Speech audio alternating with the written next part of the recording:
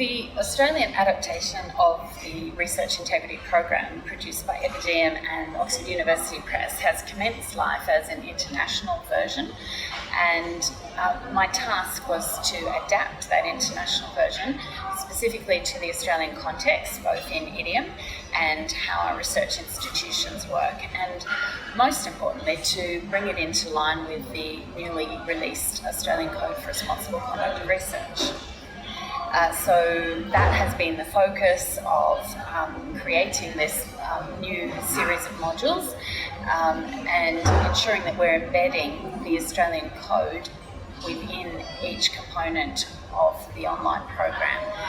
so that researchers can not only understand what the principles of good conduct of research are from an international perspective, but how that applies in the Australian context as well, looking at both the principles of the code and the responsibilities that individual researchers have when they're conducting their research.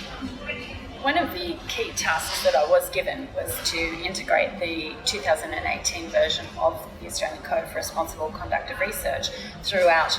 each individual module within the program. The way that that's being done is, particularly in the first two modules, we're really focusing on making sure that researchers understand what the principles and responsibilities of the code are, and also what it means if people breach the code. Then each of the modules has elements of the relevant elements of the code built in, and we're doing that by reinforcing and explaining how the code supports international principles of good conduct of research. And there are hyperlinks in there so that if people want to be reminded of what a particular responsibility is, they can hover over that, and it reinforces the different elements of the code quite simply and easily, and to the degree that any one individual wants to understand that. I would expect that the way that institutions use this to support compliance with the code will vary to some extent from institution to institution. So the module has, or the program has 8 modules. Some institutions, I would anticipate, may focus on using the first 2 modules, which